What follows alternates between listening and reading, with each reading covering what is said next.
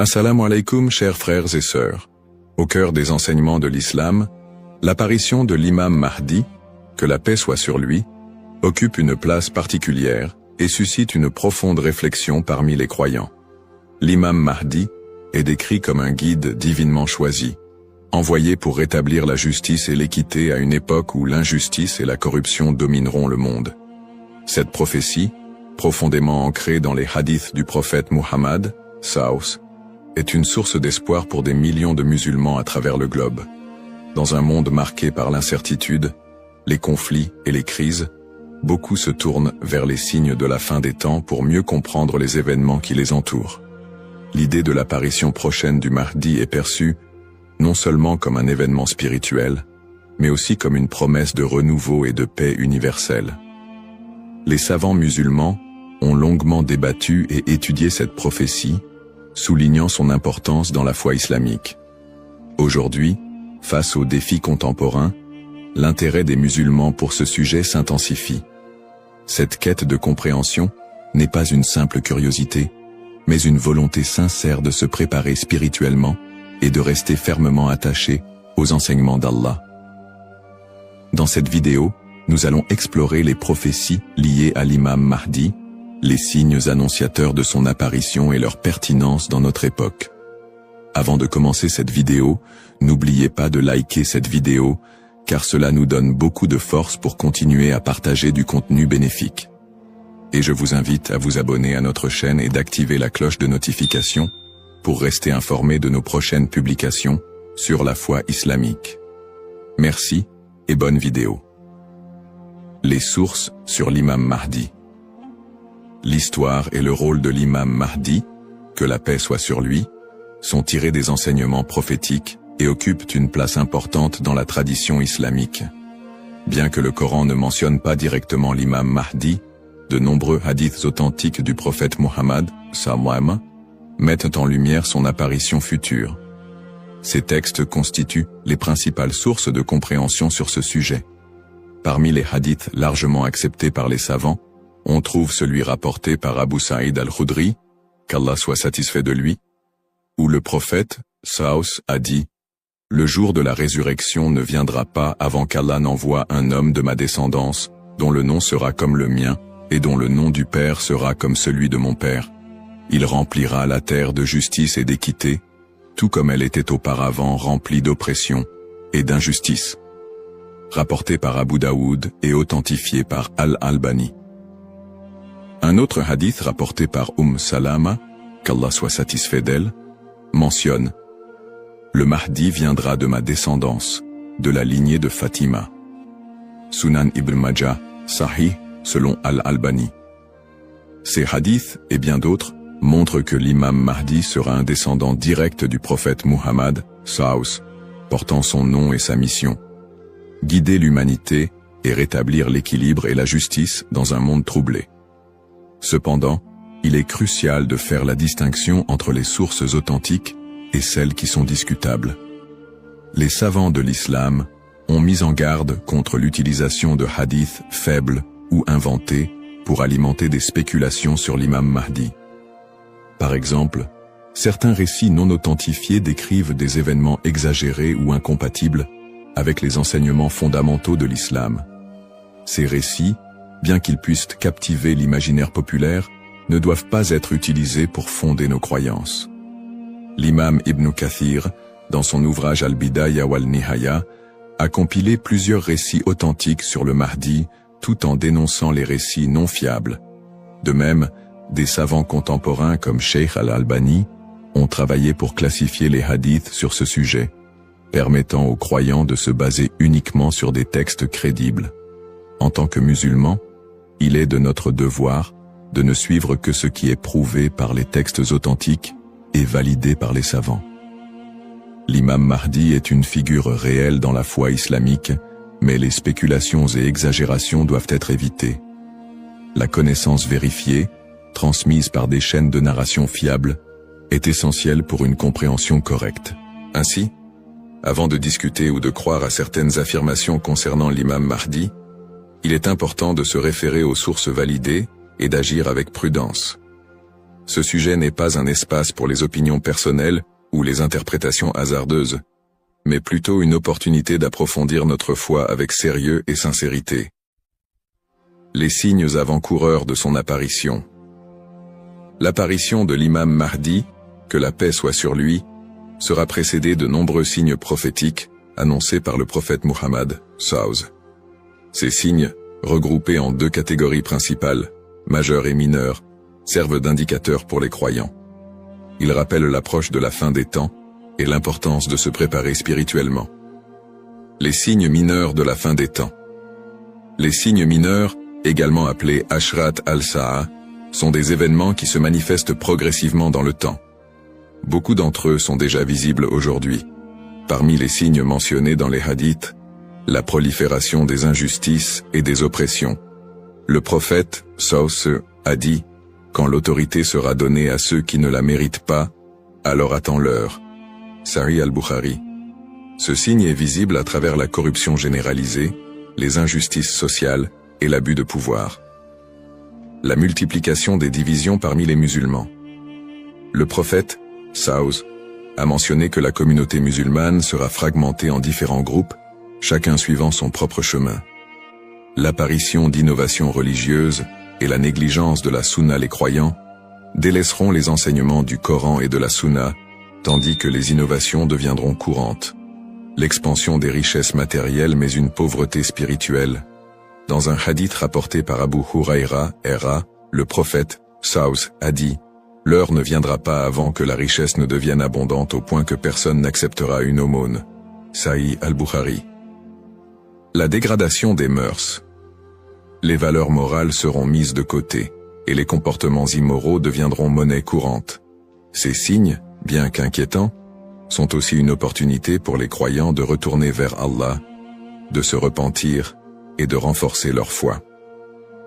Les signes majeurs de la fin des temps. Les signes majeurs sont des événements extraordinaires et universels qui marqueront une étape décisive avant l'apparition de l'imam Mahdi et le jour du jugement. Parmi ces signes, la montée de grands troubles et conflits mondiaux. Des guerres intenses et des désordres sans précédent se propageront, causant chaos et destruction. L'émergence du Dajjal, l'Antéchrist. Le Dajjal apparaîtra comme un grand trompeur, prétendant être divin. Il sera un test majeur pour les croyants. L'imam Mahdi sera un guide spirituel crucial pour affronter cette épreuve. L'apparition d'un feu en Arabie. Le prophète, SAW, a dit « L'heure ne viendra pas avant qu'un feu ne sorte du Hijaz et éclaire les coups des chameaux à Bousra. » Sahih al-Bukhari. Le lever du soleil à l'ouest. Ce phénomène surnaturel marquera un point de non-retour pour le repentir des gens. La descente de Jésus, Issa, que la paix soit sur lui, Jésus, As, reviendra pour soutenir l'imam Mahdi, vaincre le Dajjal et instaurer la justice. Événements actuels liés aux signes. De nombreux croyants se demandent si les événements contemporains, tels que les catastrophes naturelles, les pandémies, les guerres et l'érosion des valeurs morales, pourraient être liés à ces signes prophétiques. Bien que certains événements puissent sembler correspondre, il est important de rappeler que seul Allah connaît le moment exact de la réalisation de ces prophéties. Interprétation des signes par les savants. Les savants islamiques soulignent que les signes de la fin des temps ne doivent pas être interprétés littéralement ni utilisés pour prédire des dates précises. Leur rôle est de renforcer notre foi et de nous rappeler l'impermanence de ce monde. Cheikh al-Islam Ibn Taymiyyah et d'autres érudits ont mis en garde contre les spéculations excessives, rappelant que les prophéties doivent être comprises dans leur contexte spirituel et non comme des prédictions mondaines. Se préparer tout en restant modéré. Face à ces signes, les musulmans sont appelés à se tourner vers Allah par la prière, la lecture du Coran et les bonnes actions. Il est essentiel de ne pas sombrer dans la panique ou les théories sensationnalistes, mais plutôt de renforcer notre foi et notre confiance en Allah. Comme le prophète SAW l'a dit, « Agissez tant que vous êtes en vie ».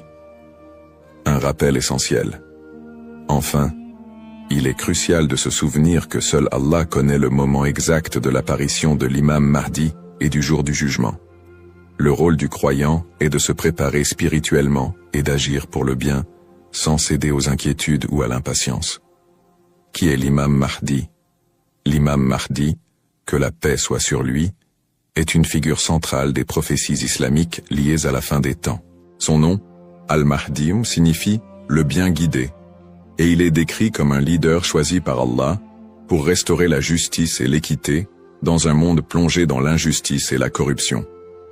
Il incarne l'espoir et la rédemption pour les croyants, à une époque où les valeurs morales et spirituelles auront été gravement dégradées. Le rôle de l'imam Mahdi selon les enseignements islamiques. Le rôle principal de l'imam Mahdi sera de guider l'humanité sur le chemin de la vérité et de la foi. Il apportera la justice dans un monde envahi par l'oppression et rétablira l'ordre dans les sociétés désorganisées. Le prophète Muhammad, Saus, a dit « Il remplira la terre de justice et d'équité, tout comme elle était auparavant remplie d'injustice et d'oppression. » Sunan Abu Daoud, Sahih selon Al-Albani. Le Mahdi sera également un défenseur de l'islam et de l'unité de la communauté musulmane. Ummah. Son arrivée coïncidera avec une période de chaos, où les croyants seront divisés et éprouvés par de grandes tribulations. Il unifiera les musulmans sous une bannière commune, et les guidera dans des batailles contre les forces du mal, notamment le Dajjal, l'Antéchrist. Traits et caractéristiques de l'imam Mahdi. Les hadiths authentiques décrivent l'imam Mahdi comme un homme au physique et aux qualités exceptionnelles. Son nom et sa lignée. Il portera le même nom que le prophète Mohammed, Saus, et son père aura également un nom similaire à celui du père du prophète. Il sera un descendant direct du prophète à travers sa fille Fatima, qu'Allah soit satisfait d'elle. Son apparence, dans certains récits, il est décrit comme ayant un front large et un nez aquilin. Ses traits physiques permettront aux croyants de le reconnaître. Son caractère, le Mahdi sera doté d'un sens aigu de la justice, d'une grande sagesse et d'un cœur pur. Il sera aimé et suivi par les croyants sincères. Le prophète Muhammad, Salabas, a dit « Le Mahdi viendra de ma descendance, de la lignée de Fatima. » Sunan ibn Majah, Sahih, selon Al-Albani. Le lien avec le prophète Muhammad, Saus. L'imam Mahdi, en tant que descendant direct du prophète Muhammad, Saus, est lié non seulement par sa lignée, mais aussi par sa mission spirituelle. Comme le prophète, il sera un guide pour l'humanité et incarnera les valeurs de l'islam, la justice, la miséricorde et la foi en Allah. Sa venue est perçue comme une continuation de la mission prophétique, avec un accent particulier sur la restauration de l'équilibre dans un monde corrompu. Pourquoi est-il tant attendu par les croyants? L'attente de l'imam Mahdi est profondément enracinée dans l'espoir de voir un monde meilleur. Les musulmans voient en lui un symbole d'espoir, surtout dans les moments de grandes difficultés et d'injustice. Espoir de justice universelle, dans un monde où les inégalités et les oppressions sont omniprésentes, l'imam Mahdi est attendu comme celui qui rétablira l'équilibre et donnera à chacun son droit. Unité de la communauté musulmane. À une époque où les divisions parmi les musulmans sont nombreuses, il apportera l'unité et la paix au sein de l'Ummah. Un guide spirituel et moral. Alors que les valeurs spirituelles s'érodent, il sera un phare de lumière et un rappel puissant du message divin. Pour les croyants, l'imam Mahdi représente un renouveau spirituel et moral. Sa venue n'est pas simplement un événement futur, mais un rappel constant de l'importance de rester attaché à sa foi, de cultiver la justice et d'agir en tant que serviteur d'Allah. Un rappel essentiel. Bien que l'attente du Mahdi soit source d'espoir, il est important de se rappeler qu'Allah seul connaît le moment de son apparition. Comme le prophète Muhammad, Saus, l'a dit, il viendra au moment qu'Allah aura choisi pour lui. Cette croyance nous rappelle de nous concentrer sur nos propres actions et de renforcer notre foi en préparation à cet événement majeur. Le rôle du croyant en attendant l'imam Mahdi. L'attente de l'imam Mahdi, que la paix soit sur lui, est une réalité profondément ancrée dans la foi islamique. Cependant, cette attente ne doit pas être perçue comme une justification pour l'inaction ou la passivité. Au contraire, le croyant est appelé à renforcer sa foi, ses bonnes actions et son lien avec Allah dans cette période d'attente. Se concentrer sur ses propres actes et sa foi. L'attente de l'imam Mahdi ne signifie pas que les croyants doivent simplement espérer un changement sans agir. Allah nous rappelle dans le Coran, certes, Allah ne modifie pas l'état d'un peuple tant qu'il ne modifie pas ce qui est en eux-mêmes. Sourate Ar-Ra'd 13-11. Cela implique que chaque croyant doit se concentrer sur l'amélioration de ses propres actes, de sa foi et de son comportement. L'imam Mahdi ne viendra pas pour accomplir ce que nous négligeons, mais pour guider une communauté déjà engagée dans la voie d'Allah. Pratique recommandée pour le croyant. En attendant l'imam Mahdi, le croyant doit s'efforcer de maintenir une relation forte et constante avec son Créateur. Voici quelques pratiques essentielles. La prière, salat. La prière est le pilier central de l'islam et le premier acte dont le croyant sera jugé. L'accomplissement régulier des prières obligatoires et surérogatoires est crucial pour renforcer notre foi. Le dhikr, évocation d'Allah, multiplier les invocations et les rappels d'Allah, permet de purifier le cœur et de rester connecté à lui, même dans les moments difficiles. Le prophète Saus a dit, « Le meilleur rappel est « La ilaha illa Allah » Il n'y a de Dieu qu'Allah. La lecture du Coran. Le Coran est la lumière et la guidance pour tout croyant. Sa lecture régulière, accompagnée de méditation sur ses significations, est essentielle pour maintenir un lien avec les enseignements divins. Le tawakkul, confiance en Allah. Face aux épreuves, le croyant doit placer sa confiance totale en Allah, tout en faisant les efforts nécessaires pour s'améliorer. Agir et être un modèle de vertu. L'attente de l'imam Mahdi n'est pas une excuse pour négliger nos responsabilités personnelles, sociales ou spirituelles. Au contraire, chaque croyant doit être un modèle de vertu et d'excellence dans tous les aspects de sa vie. Dans sa famille, en éduquant ses enfants dans les valeurs islamiques et en maintenant une atmosphère de piété et d'amour. Dans sa communauté, en participant à des œuvres caritatives, en favorisant l'unité et en soutenant ceux qui en ont besoin. Dans sa conduite quotidienne, en respectant les enseignements de l'islam, en évitant les péchés et en recherchant l'agrément d'Allah dans toutes ses actions. Un rappel d'équilibre et de responsabilité. L'imam Mahdi n'est pas une figure miraculeuse venue pour résoudre tous les problèmes du monde sans notre participation. Son apparition sera une bénédiction pour ceux qui se seront préparés en renforçant leur foi et en accomplissant leurs devoirs religieux et sociaux. Le prophète Mohammed Saos a dit « Travaillez pour ce monde comme si vous alliez vivre éternellement, et travaillez pour l'au-delà comme si vous alliez mourir demain. » Cette sagesse rappelle aux croyants l'importance de trouver un équilibre entre les affaires mondaines et spirituelles, tout en se préparant à l'apparition du Mahdi.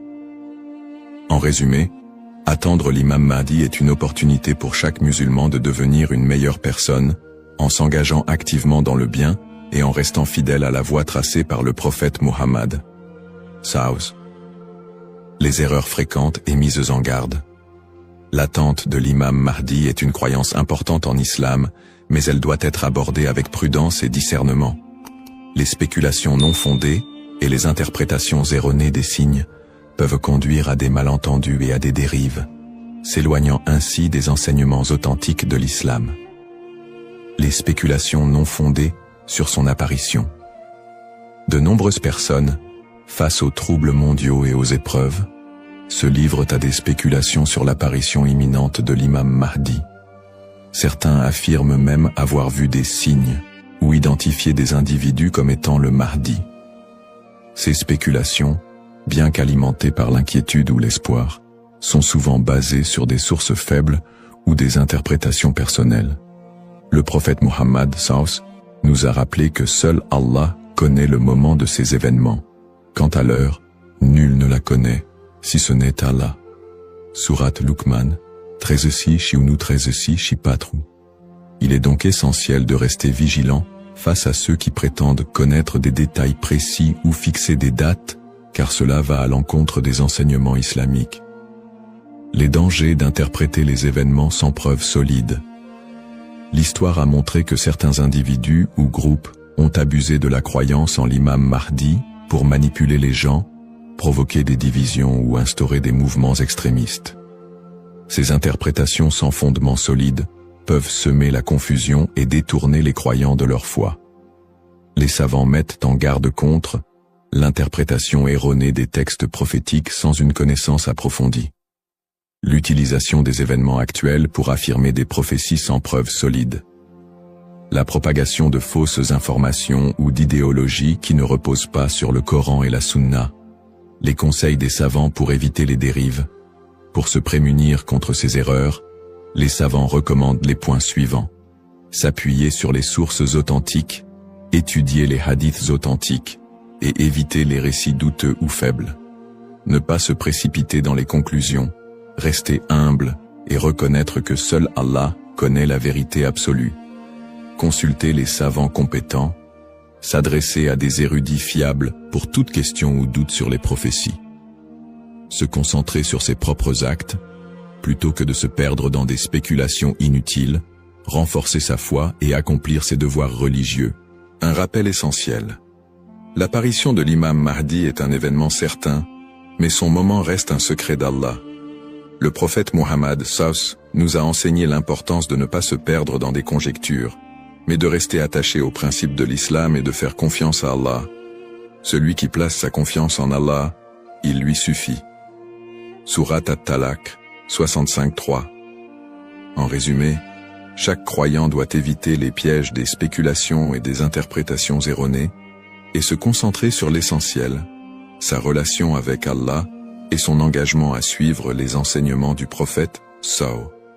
L'importance de l'espoir et de la confiance en Allah. Dans un monde rempli de défis, d'épreuves et d'incertitudes, il est essentiel pour les croyants de maintenir un profond sentiment d'espoir et une confiance absolue en Allah. La promesse de l'apparition de l'imam Mahdi, que la paix soit sur lui, n'est pas un appel à la peur, mais un rappel de la miséricorde et de la sagesse infinie d'Allah. Ne pas céder à la peur ou à l'anxiété. Les épreuves de la vie peuvent parfois paraître écrasantes, mais Allah nous rappelle dans le Coran. Ne vous laissez pas abattre et ne soyez pas tristes. Vous êtes les supérieurs si vous êtes croyants. Surat Al-Imran 3:1-39. Plutôt que de succomber à l'anxiété face aux troubles du monde ou aux signes de la fin des temps, les croyants doivent se rappeler que ces événements font partie du plan divin. Allah est le meilleur des planificateurs, et tout ce qui se passe a une raison profonde, même si elle nous échappe. Chaque épreuve est une opportunité de se rapprocher d'Allah. Les moments de difficulté sont, en réalité, des occasions uniques pour renforcer sa foi et son lien avec Allah. Le prophète Muhammad SAW a dit « La récompense est proportionnelle à l'épreuve. Lorsqu'Allah aime un peuple, il l'éprouve. » Sahih al-Bukhari. Au lieu de voir les épreuves comme des obstacles, elles doivent être perçues comme des moyens d'expier nos péchés, de purifier nos cœurs et d'accroître notre patience et notre gratitude. Les pratiques comme le dhikr, la prière et la lecture du Coran permettent de transformer ces épreuves en des opportunités de rapprochement avec Allah. Plus le croyant se connecte à son Seigneur, plus il trouve de sérénité et de force face à l'adversité. Rester unifié en tant qu'Ummah. L'unité de la communauté musulmane, Ummah, est un pilier essentiel dans la préparation à l'apparition de l'imam Mahdi. La division affaiblit les croyants et les détourne de leurs objectifs spirituels. Allah nous appelle à l'unité dans le Coran. Et cramponnez-vous tous ensemble au câble d'Allah et ne soyez pas divisés. Surat Al-Imran 3:1-3.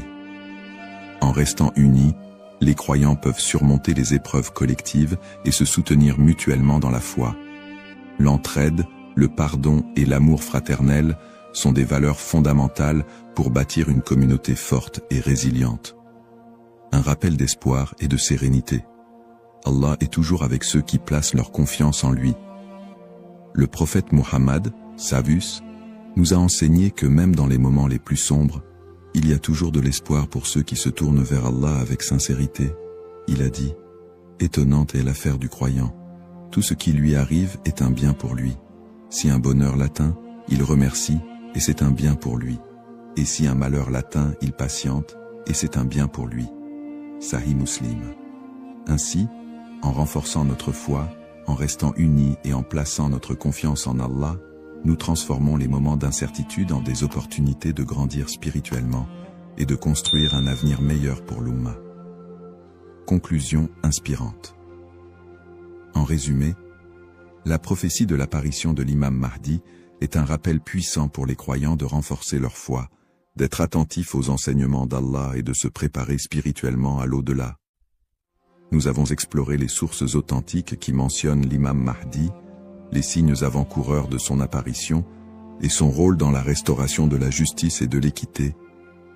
Nous avons également mis en lumière l'importance pour chaque croyant d'agir, de cultiver la patience et de ne pas tomber dans des spéculations infondées. Ces enseignements sont une invitation à la réflexion personnelle. Suis-je prêt à rencontrer mon Seigneur? Ai-je accompli les devoirs qu'Allah m'a confiés?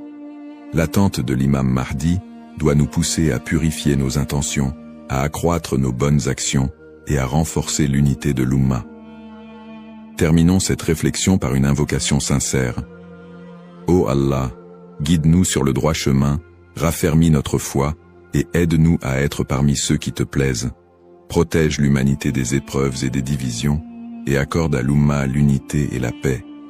Fais de nous des serviteurs sincères et prépare nos cœurs à accueillir tes bénédictions. Amin. Puisse Allah nous accorder la patience, la sagesse et la force d'être des modèles de vertu et de foi. Bismillahirrahmanirrahim. Au nom d'Allah, le tout miséricordieux, le très miséricordieux. Assalamu alaykum wa rahmatullahi wa barakatuh. Que la paix, la miséricorde et les bénédictions d'Allah soient nuptiaux pour vous tous. Le Ramadan est là. Un mois béni, un mois où chaque seconde est précieuse, où chaque souffle peut être une adoration, et où chaque invocation peut changer une destinée. Mais avez-vous déjà pensé aux doigts que vous faites chaque soir? Le prophète nous a enseigné que les invocations d'un jeûneur ne restent jamais sans réponse. Imaginez. Chaque soir, après une journée de jeûne, à l'instant où votre âme est la plus pure, vous avez une opportunité unique de vous rapprocher d'Allah, d'effacer vos péchés et d'attirer sa miséricorde infinie. Mais quels sont les meilleurs doigts à réciter chaque soir? Comment être sûr que nos invocations sont aimées d'Allah et acceptées? Aujourd'hui, nous allons voir 3 doigts puissantes à réciter chaque soir du Ramadan, des invocations qui touchent le cœur et élèvent l'âme. Ces paroles, si vous les prononcez avec sincérité, peuvent illuminer votre vie et changer votre destinée. Alors restez bien jusqu'à la fin. Avant de commencer cette vidéo, n'oubliez pas de liker cette vidéo, car cela nous donne beaucoup de force pour continuer à partager du contenu bénéfique. Et je vous invite à vous abonner à notre chaîne et d'activer la cloche de notification pour rester informé de nos prochaines publications sur la foi islamique. Partagez-la avec vos proches et laissez un commentaire pour me dire ce que vous en pensez. Merci et bonne vidéo. La puissance des doigts pendant le Ramadan. Le mois de Ramadan est bien plus qu'un simple mois de jeûne. C'est un moment de connexion profonde avec Allah, une opportunité unique pour que nos prières soient exaucées. En effet, Allah nous a promis dans le Coran: « Et quand mes serviteurs t'interrogent à mon sujet, alors je suis tout proche, je réponds à l'appel de celui qui m'invoque quand il m'appelle. » Sourate Al-Baqarah 246. Ce verset est d'autant plus significatif qu'il se trouve au cœur des passages qui parlent du jeûne du Ramadan, comme si Allah nous rappelait que ce mois béni est un moment où ses portes sont grandes ouvertes pour accueillir nos supplications. Pourquoi les doigts ont un impact particulier pendant le Ramadan? 1. Les portes du ciel sont ouvertes. Selon un hadith rapporté par Al-Bukhari et Muslim, le prophète a dit: « Quand vient le mois de Ramadan, les portes du paradis s'ouvrent, celles de l'enfer se ferment et les diables sont enchaînés. Cela signifie que l'influence du mal diminue, nous rendant plus réceptifs à la spiritualité et nous permettant de nous concentrer davantage sur nos invocations. 2. Le jeûneur a une invocation qui ne sera jamais rejetée. Le prophète a dit « 3 invocations ne sont pas rejetées. L'invocation du jeûneur au moment de la rupture du jeûne, celle de l'opprimé et celle du voyageur. » Tirmidhi 35-98. Ainsi, chaque soir, juste avant de rompre le jeûne, nous avons un moment privilégié où nos supplications montent directement vers Allah. Imaginez alors l'impact de 3 doigts précises et puissantes, répétées chaque soir avec foi et sincérité. Un exemple inspirant. L'histoire de l'homme qui a vu sa vie changer grâce à une doua. Il était une fois un homme simple, habitué à réciter une seule invocation chaque soir du Ramadan. « Ô Allah, pardonne-moi, éclaire mon cœur et guide-moi vers ce qui est meilleur pour moi. » Pendant des années, il n'a vu aucun changement majeur dans sa vie. Mais un jour, après plusieurs ramadans passés à répéter cette même invocation, tout s'est transformé.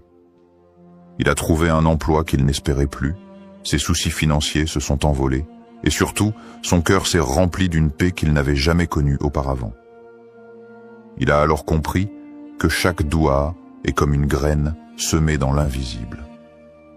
Même si on ne voit pas immédiatement les fruits, Allah répond toujours de la meilleure manière et au meilleur moment. Ainsi, imaginez l'impact des 3 douas que nous allons découvrir ensemble. Si vous les récitez chaque soir du Ramadan avec sincérité, elles pourraient bien être le secret d'un avenir meilleur, rempli de bénédictions. Première doua, l'invocation pour le pardon. Dans notre quotidien, nous commettons tous des erreurs. Parfois consciemment, parfois sans même nous en rendre compte. Mais Allah, dans son infinie miséricorde, nous a donné une clé précieuse pour effacer nos fautes. L'istighfar, la demande de pardon. Le Ramadan est le mois du pardon par excellence. C'est une période où Allah ouvre grandes ses portes de miséricorde et efface les péchés de ceux qui reviennent sincèrement à lui. Le prophète a dit « Celui qui jeûne le Ramadan avec foi et en recherchant la récompense d'Allah verra ses péchés passer pardonnés. » Al-Bukhari, Muslim. Tout miséricordieux, le très miséricordieux. Assalamu alaikum wa rahmatullahi wa barakatuh. Que la paix, la miséricorde et les bénédictions d'Allah soient sur vous tous. Le Ramadan est là, un mois béni, un mois où chaque seconde est précieuse, où chaque souffle peut être une adoration et où chaque invocation peut changer une destinée. Mais avez-vous déjà pensé aux douas que vous faites chaque soir? Le prophète nous a enseigné que les invocations d'un jeûneur ne restent jamais sans réponse.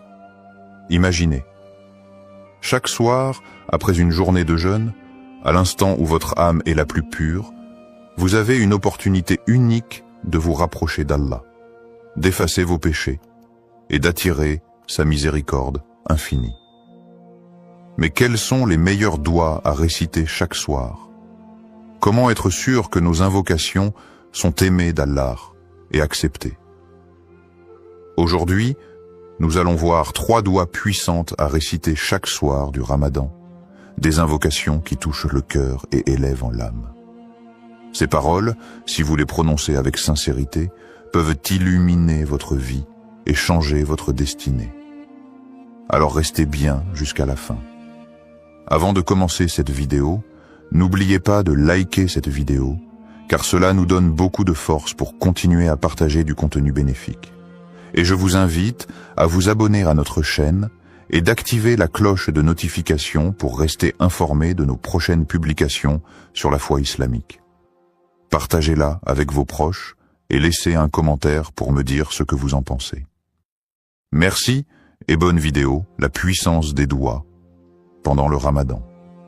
Le mois de Ramadan est bien plus qu'un simple mois de jeûne. C'est un moment de connexion profonde avec Allah, une opportunité unique pour que nos prières soient exaucées. En effet, Allah nous a promis dans le Coran, « Et quand mes serviteurs t'interrogent à mon sujet, alors je suis tout proche. Je réponds à l'appel de celui qui m'invoque quand il m'appelle. » Sourate Al-Baqarah 2:586. Ce verset est d'autant plus significatif qu'il se trouve au cœur des passages qui parlent du jeûne du Ramadan. Comme si Allah nous rappelait que ce mois béni est un moment où ses portes sont grandes ouvertes pour accueillir nos supplications. Pourquoi les doigts ont un impact particulier pendant le Ramadan? 1. Les portes du ciel sont ouvertes. Selon un hadith rapporté par Al-Bukhari et Muslim, le prophète a dit « Quand vient le mois de Ramadan, les portes du paradis s'ouvrent, celles de l'enfer se ferment et les diables sont enchaînés. » Cela signifie que l'influence du mal diminue, nous rendant plus réceptifs à la spiritualité et nous permettant de nous concentrer davantage sur nos invocations. 2.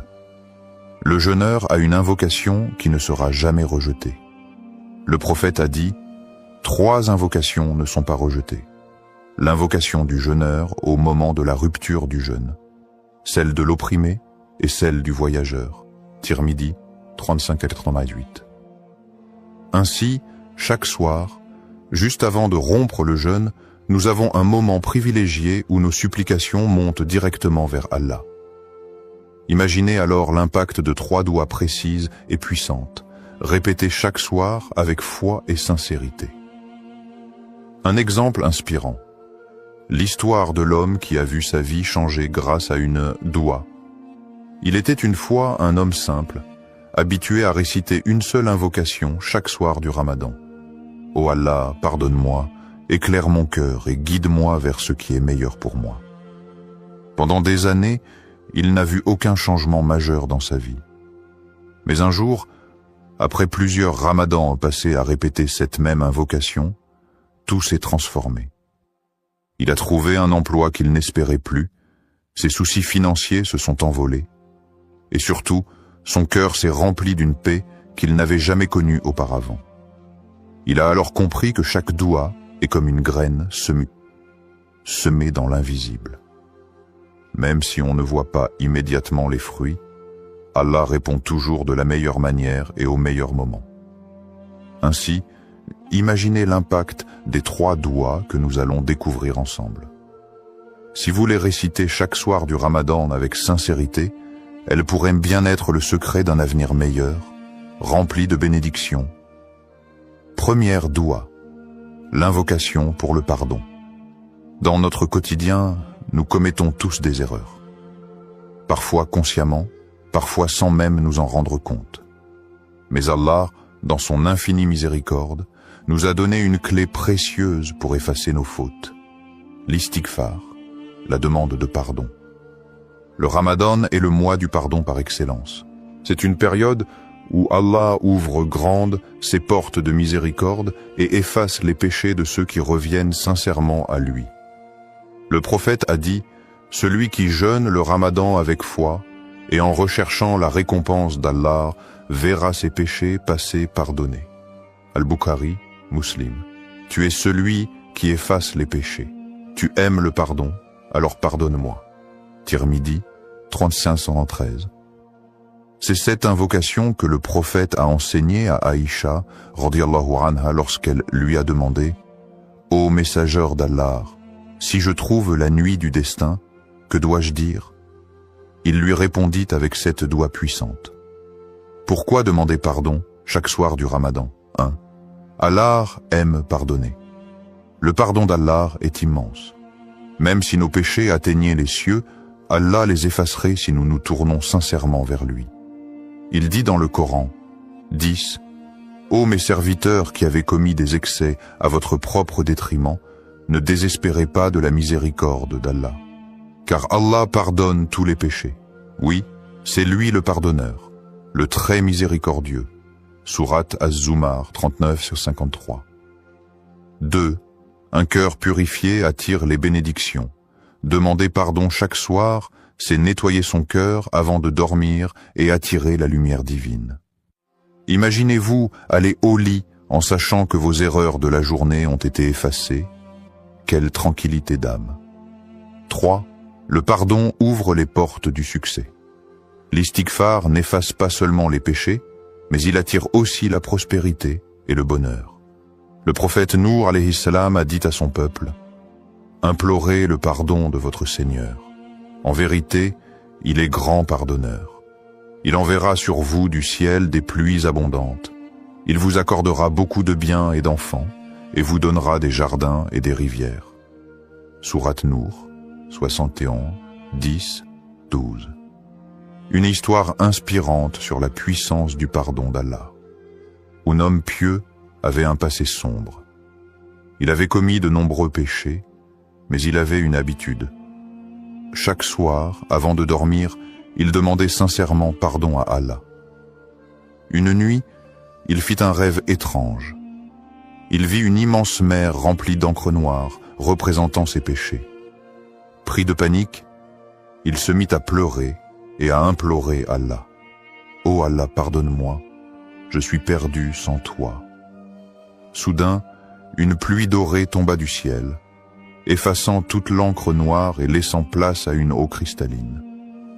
Une voix lui dit: « Ton pardon sincère a purifié ton âme comme cette pluie a lavé la mer. » À son réveil, il se sentit léger, apaisé comme libéré d'un fardeau. Il comprit alors que chaque istighfar n'est pas juste une parole, mais un acte qui transforme notre destinée. Conclusion. Adoptez cette habitude chaque soir. Chaque soir du Ramadan, prenez quelques secondes pour réciter cette doua avec sincérité. Vous verrez votre cœur s'apaiser, votre foi se renforcer et votre vie s'embellir.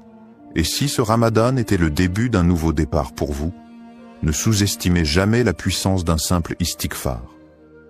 Deuxième doua, l'invocation pour la guidance et la lumière d'Allah. Dans un monde rempli d'incertitudes, d'épreuves et de tentations, nous avons un besoin constant de la lumière et de la guidance d'Allah. Sans cette lumière divine, nous risquons de nous égarer, de prendre de mauvaises décisions et de sombrer dans le doute et l'anxiété. Le Ramadan est un moment idéal pour rechercher la guidance divine, car c'est le mois où le Coran a été révélé comme une lumière pour l'humanité. Allah nous rappelle dans le Saint-Coran: « Ce livre, nul doute, est une guidance pour les pieux. » Sourate Al-Baqarah 2.2. Alors, quelle invocation peut nous aider à rester sur le droit chemin et à recevoir la lumière d'Allah dans nos cœurs et nos vies? La doua à réciter chaque soir pour la guidance et la lumière. Allahum ajal fi qalbi noura, wa fi lisani noura, wa fi sam'i noura, wa fi basari noura, wa min fawqi noura, wa min tahti noura, wa an yamini noura, wa an shamali noura, wa min amami noura, wa min khalfi noura, wa ajalli noura. Allahumma ajal fi qalbi nouran, wa fi lisani nouran, وفي سمعي نوران وفي بصري نوران ومن فوقي نوران ومن تحتي نوران وعن يميني نوران وعن شمالي نوران ومن أمامي نوران ومن خلفي نوران وجلي نوران. Ô Allah, mets dans mon cœur une lumière, sur ma langue une lumière, dans mon ouïe une lumière, dans ma vue une lumière, au-dessus de moi une lumière, en dessous de moi une lumière, à ma droite une lumière, à ma gauche une lumière, devant moi une lumière, derrière moi une lumière, et mets en moi une lumière. Rapporté par Muslim, 763. Cette invocation, récitée par le prophète, est une prière profonde qui demande à Allah de remplir notre être et notre vie de sa lumière divine. Pourquoi cette doua est-elle si puissante? Elle renforce la foi et éloigne les doutes. Dans un monde où nous sommes sans cesse confrontés aux doutes et aux épreuves, cette invocation nous donne une direction claire et nous protège du désespoir.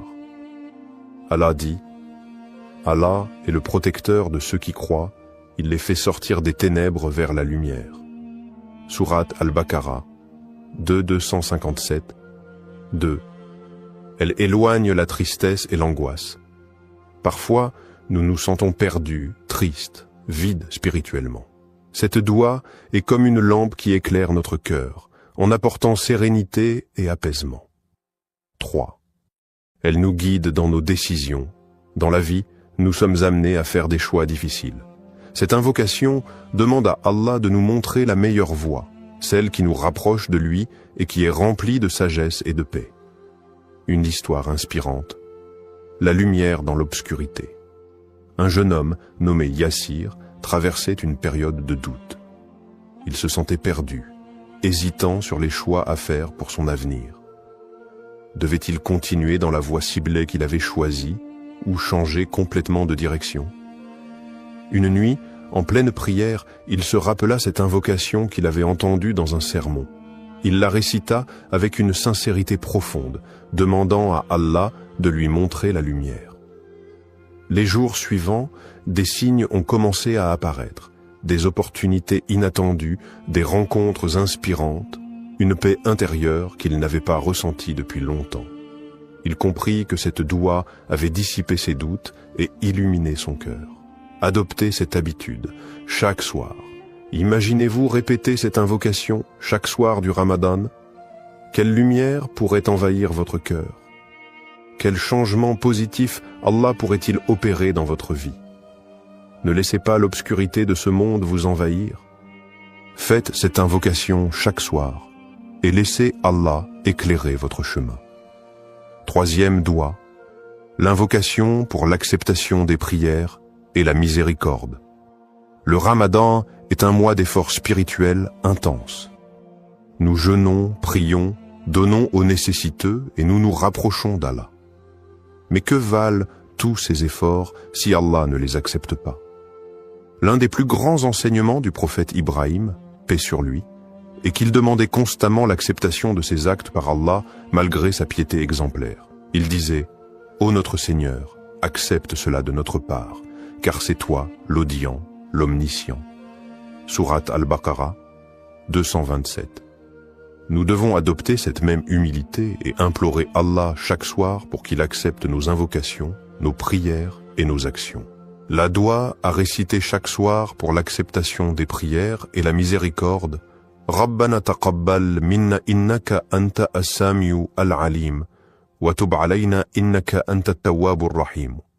Rabbana taqabbal minna innaka anta as-sami'u al-alim wa tub alayna innaka anta at-tawwabur rahim. Ô notre Seigneur, accepte cela de nous, car tu es celui qui entend tout, l'omniscient. Et pardonne-nous, car tu es celui qui accepte le repentir, le très miséricordieux. Sourate Al-Baqarah, 227 à 228. Pourquoi cette doua est-elle essentielle? Aucune action n'a de valeur si elle n'est pas acceptée. Ce n'est pas la quantité de nos actes qui compte, mais l'acceptation d'Allah. Un petit acte sincère peut peser plus lourd qu'une montagne d'actions faites sans sincérité. 2. Elle nous rappelle l'importance de l'humilité. Peu importe nos efforts, nous devons toujours revenir à Allah en lui demandant d'accepter nos actions et de nous pardonner nos manquements. 3. Elle renforce notre lien avec Allah. En demandant chaque soir l'acceptation de nos prières et de nos bonnes actions, nous restons connectés à Allah et développons une plus grande conscience spirituelle. Une histoire inspirante. L'homme dont les doigts ont changé la vie. Il y avait une femme pieuse, nommée Aïcha, qui jeûnait chaque Ramadan avec beaucoup de ferveur. Elle priait longuement la nuit, donnait en aumône et multipliait les bonnes actions, mais au fond d'elle, elle doutait. Allah accepterait-il vraiment ses efforts? Un jour, elle entendit un érudit dire « L'important n'est pas seulement de prier et de jeûner, mais de demander sans cesse à Allah d'accepter ses actions, car un acte non accepté est comme une graine qui n'a pas germé. » Cette parole la toucha profondément. Dès lors, chaque soir du Ramadan, elle ajouta cette invocation à ses prières. Elle se remit en question, cherchant davantage la sincérité et l'amour d'Allah dans chacun de ses actes. Quelques années plus tard, elle vécut un rêve bouleversant. Elle se voyait devant un jardin immense, lumineux, rempli de fruits abondants. Une voix douce lui disait « Ces fruits sont les prières et les invocations que tu as faites avec sincérité. Allah les a acceptées et il t'a accordé bien plus que ce que tu espérais. » Elle se réveilla en larmes, le cœur empli de gratitude. Elle comprit alors que demander l'acceptation d'Allah était un acte aussi important que l'acte lui-même. Faites cette invocation chaque soir. Imaginez-vous répétant cette invocation chaque soir du Ramadan en implorant Allah d'accepter votre jeûne, vos prières et vos bonnes actions. Que se passerait-il si Allah acceptait chacune de vos invocations? Quelle transformation verrez-vous dans votre vie et dans votre foi? Ne laissez pas vos efforts être vains. Implorez Allah avec sincérité et confiance, et laissez sa miséricorde illuminer votre cœur. Comment intégrer ces doigts chaque soir du Ramadan? Le Ramadan est une période bénie où chaque acte d'adoration est multiplié et élevé auprès d'Allah. Mais comment s'assurer que nous récitons ces 3 doigts chaque soir avec constance, sincérité et concentration? Voici quelques conseils pratiques pour intégrer ces invocations dans votre routine quotidienne et maximiser leur impact spirituel. Quand réciter ces doigts pour en tirer le meilleur bénéfice? Le moment où vous faites vos doigts peut avoir un grand impact sur leur acceptation. Voici les 3 meilleurs moments pour réciter ces invocations. Après la prière du Maghreb ou du Isha, juste après la prière, lorsque le cœur est apaisé, c'est un instant privilégié pour invoquer Allah. Le prophète a enseigné que les invocations après la prière sont particulièrement exaucées. Pendant ou après la prière de Tahajjud, si vous vous levez pour prier la nuit, profitez de ces instants où Allah répond aux invocations. Le dernier tiers de la nuit est un moment où Allah descend et exauce les prières sincères. Avant de dormir, réciter ses doigts avant de s'endormir permet de terminer sa journée en remettant tout entre les mains d'Allah. Cela purifie le cœur et invite à un sommeil apaisé, sous la protection divine. Comment être constant et sincère dans ses doigts? Faire des doigts chaque soir demande de la discipline et une sincérité profonde. Voici quelques astuces pour ne pas les oublier et les faire avec un cœur attentif. Créez une habitude spirituelle. Associez vos doigts à un moment précis de votre routine, après le Isha avant de dormir. Répétez cette habitude chaque soir jusqu'à ce qu'elle devienne naturelle. Écrivez vos doigts. Notez ces 3 doigts sur une feuille, un carnet ou votre téléphone. Ayez-les toujours à portée de main, surtout au moment de prier. Récitez-les lentement et avec réflexion. Au lieu de les dire machinalement, prenez le temps de méditer chaque mot, en pensant à leur signification et à leur impact sur votre vie. Mettez de l'émotion dans vos invocations. Imaginez que vous êtes devant Allah, qu'il vous écoute attentivement. Pleurez si vous en ressentez le besoin, ouvrez-lui votre cœur sans retenue. Soyez constant, même après le Ramadan. Cette habitude ne doit pas s'arrêter après le mois béni. Plus vous êtes régulier dans vos invocations, plus elles auront d'impact sur votre vie. Comment rendre ces doigts encore plus puissantes?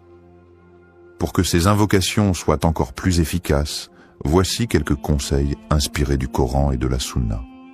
Invoquez avec une intention pure. Avant de réciter ces doigts, purifiez votre intention. Faites-le uniquement pour plaire à Allah et non pour des gains matériels immédiats.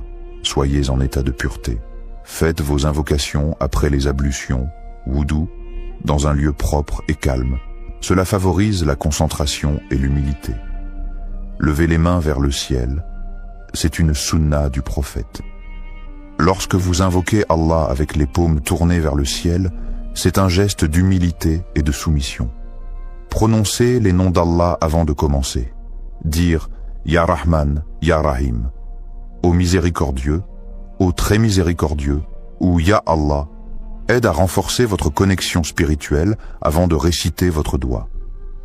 Ayez une foi inébranlable. Lorsque vous faites une invocation, croyez fermement qu'Allah va y répondre. Le prophète a dit « Invoquez Allah en étant certain qu'il exaucera votre demande », rapporté par At-Tirmidhi. Multipliez les bonnes actions. Un cœur pur et des actions sincères rendent les doigts encore plus puissantes. Faites du bien autour de vous, donnez en aumône et évitez les péchés pour que vos invocations soient acceptées plus facilement. Imaginez le pouvoir de ces doigts dans votre vie. Et si, chaque soir du Ramadan, vous faisiez ces invocations avec sincérité? Et si, grâce à ces doigts, Allah purifiait votre cœur, acceptait vos efforts et transformait votre destinée? Le Ramadan passe vite. Ne manquez pas ces moments précieux où le ciel est ouvert et où Allah attend vos invocations. Commencez dès ce soir. Levez les mains, récitez ces 3 doigts et laissez Allah illuminer votre chemin. Conclusion inspirante. Ne sous-estimez jamais la puissance des doigts. Tout au long du Ramadan, chaque instant est une opportunité d'élévation spirituelle et chaque invocation est une porte ouverte vers la miséricorde divine. Ne sous-estimez jamais la puissance des doigts. Elles peuvent changer votre destin, purifier votre âme et rapprocher votre cœur d'Allah. Le prophète a dit « L'invocation est l'essence même de l'adoration », rapporté par At-Tirmidhi. Cela signifie que chaque parole que vous adressez à Allah est entendue. Chaque supplication est précieuse. Et chaque sincérité dans vos invocations est une lumière ajoutée à votre cœur. Faites de ces doigts votre arme spirituelle. Imaginez un instant, si chaque soir du Ramadan, vous leviez les mains avec sincérité, si vous demandiez pardon à Allah, imploriez sa guidance et suppliez qu'il accepte vos efforts, comment votre vie pourrait-elle changer? Allah écoute chaque invocation sincère, et même si la réponse ne vient pas immédiatement, elle vient toujours au moment parfait. Chaque doigt prononcé avec conviction trace un chemin vers la lumière. Commencez dès ce soir. Prenez 5 minutes après votre prière pour réciter ces 3 doigts. Demandez avec le cœur et avec une foi inébranlable. Faites confiance à Allah.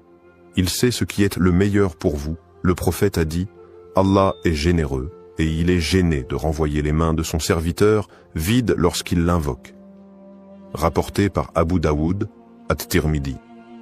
Alors n'ayez pas peur de demander. Peu importe vos épreuves, vos faiblesses ou vos doutes, Allah est là, il écoute et il aime ceux qui l'invoquent. Faites ces doigts chaque soir du Ramadan et laissez Allah illuminer votre vie. Twinkle, twinkle, little star.